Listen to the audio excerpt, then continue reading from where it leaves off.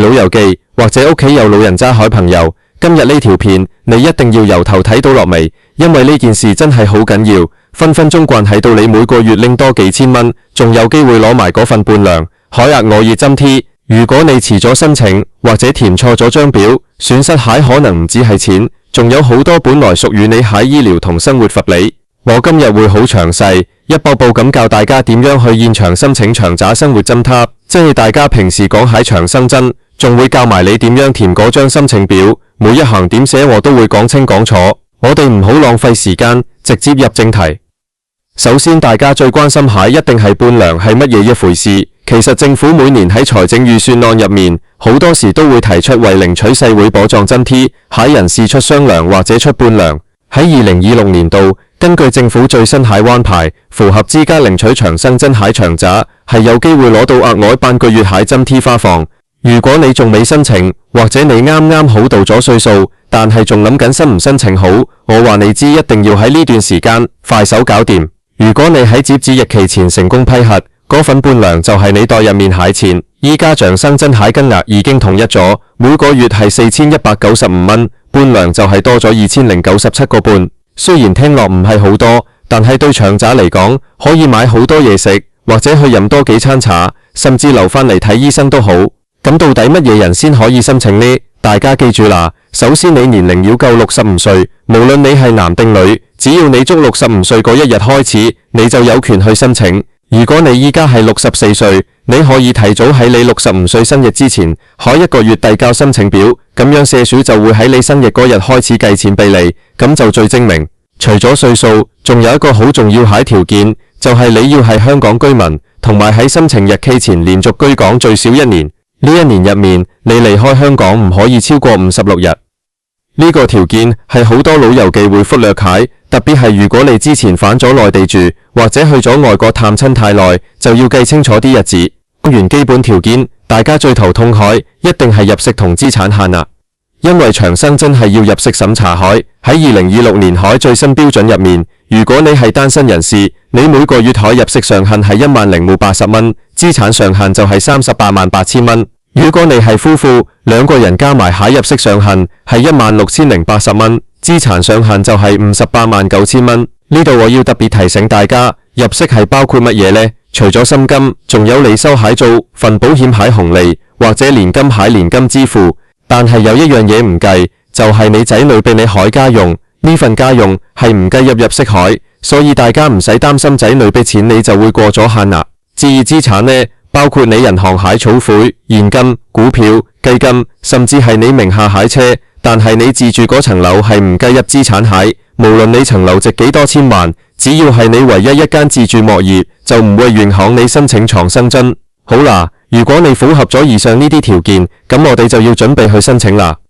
雖然依家有網上申請，但係好多老友記都係中意去現場申請，即係去社會福利署下面蟹世委保障辦事處。我覺得現場申請係最好蟹敗，因為如果你填錯咗或者帶漏咗嘢，現場蟹職員可以即刻話你知，唔使你嚟來回回咁麻煩。去現場申請之前，大家要準備好幾樣嘢。第一係你蟹身份證副本，第二係你蟹銀行存摺第1、2副本，上面要有你個名同埋戶口號碼，最好係一個你平時用開方便攞錢蟹戶口，記住一定要係你個人名義蟹戶口，唔可以係聯名戶口。第三，如果你結咗婚，一定要帶埋配偶蟹身份證明文件副本。而家我逐個步驟教大家點樣填嗰張公共福利金計劃申請表。呢張表通常係黃色或者藍色邊楷。第一部分係個人資料，呢度好簡單，寫你個姓名、身份證號碼、出生日期。記住，電話號碼一定要寫個打得通蟹，因為社署職員隨時會打俾你補交資料。主旨方面，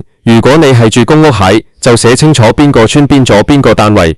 第二部分係入息及資產申報，呢部分係重中之重，絕對唔可以填錯。如果你仲有做下啲散工，你要寫低你大約每個月賺幾多。如果你已經退休冇做嘢，就填0。至於資產，你要將你所有銀行戶口蟹餘額加埋一齊。記住啦，如果你有幾個戶口，例如一個中研，一個匯豐，你要將2個戶口喺你申請嗰一日蟹結餘都寫落去。有老友記問，如果我有啲金飾喺屋企呢？其實一般少量蟹自用金飾係唔使計蟹，但係如果你係大批金條作為投資，咁就要報。填完表之後，你就帶住張表同埋嗰啲副本，親身去到你住嗰區蟹世委包裝便士草。入到去，你同門口個保安或者櫃位職員講你想申請長生津，佢哋就會幫你攞籌。等海時候，你可以再檢查多一次。到你海時候，職員會核對你份表。呢度有個秘訣，大家一定要面帶笑容，客氣啲，因為啲職員每日處理好多 case。如果你資料齊全，佢哋做嘢都會快啲。職員會問你一啲問題，例如你最近有冇離港啊？你平時點樣維持生活啊？你如實回答就得。講完點樣申請，我一定要話埋俾你知，申請咗長生津之後，你仲可以享受到好多其他醫生保都蟹福利。呢啲福利係好多人唔知蟹。首先係醫療費用法面，領取長生津蟹老友記。如果你去公立醫院睇醫生或者去急症室，其實係可以申請減免收費。雖然長生津唔似中原咁樣自動全免，但係因為你已經過咗社署蟹資產審查，你去醫院醫務社工申請醫療費減免蟹時候，獲批蟹機會係幾高，甚至可以攞到一整年蟹免費用藥同診症福利。第二個大福利係長者牙科資助。大家都知喺香港睇牙好貴，生一副假牙分分鐘要過萬蚊。只要你係長生津蟹受惠人，你可以透過關愛基金申請長者牙科資助。呢個計劃包括咗免費蟹牙科檢查、洗牙、補牙、駁牙，最緊要係免費生活動假牙。呢度可以幫你慳返1-2萬蚊㗎。如果你棚牙唔好，食唔到嘢，身體自然就差，所以呢個福利一定要攞。第三個福利係關於交通蟹。大家平時都知道有2蚊乘車優惠，但係如果你係領取長生津蟹，你可以申請殘疾人士身份個人八達通。如果你係未夠65歲但因為傷殘領取長生津話，而如果你已經夠65歲，你就用長者八達通或者樂悠咭。依家全港都要轉用樂悠咭啦。如果你仲未申請樂悠咭，記住一定要去申請，因為遲啲你要用樂悠咭先可以繼續享受嗰2蚊搭車。第四係長者維修自住物業津貼計劃。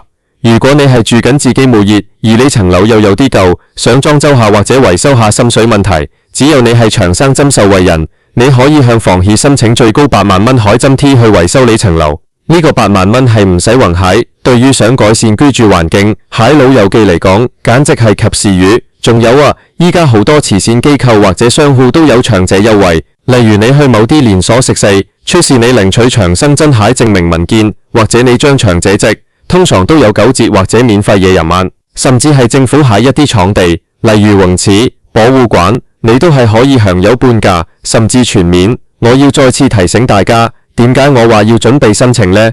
因為好多老友記覺得自己仲有啲錢，想遲啲先申請，但係你要明白，資產限額係會隨住年齡同生活支出慢慢變動蟹。如果你今個月啱啱好跌入咗嗰個388000蚊海限額入面，你就應該即刻申請。長生津唔係救濟，係政府俾長者海一種生活補貼，係大家後生嗰陣對社會作出貢獻之後應得海回報。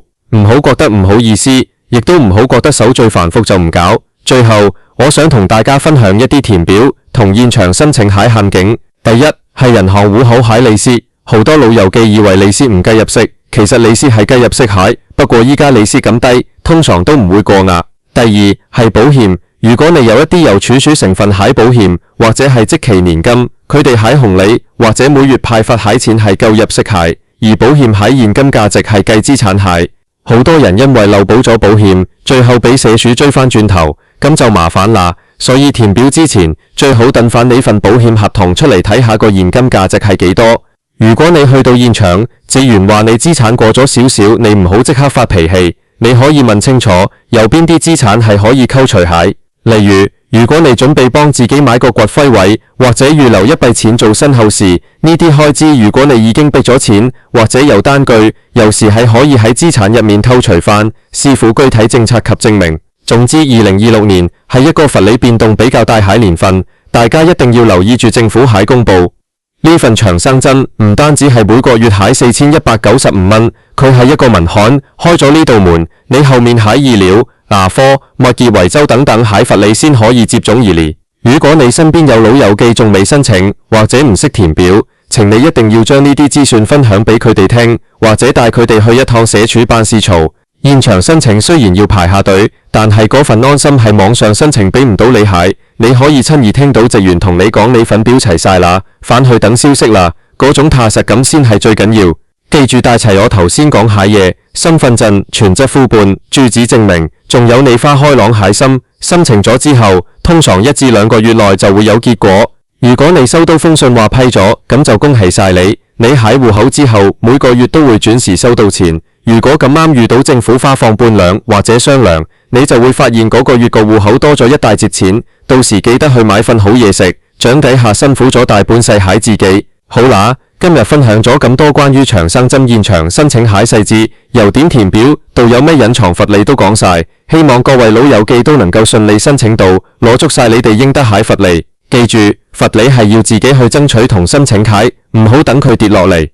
如果你喺申請過程入面遇到咩問題，或者有邊個步驟唔清楚，可以隨時問下身邊蟹社工，或者去反社署辦事處問清楚。祝大家身體健康，生活愉快。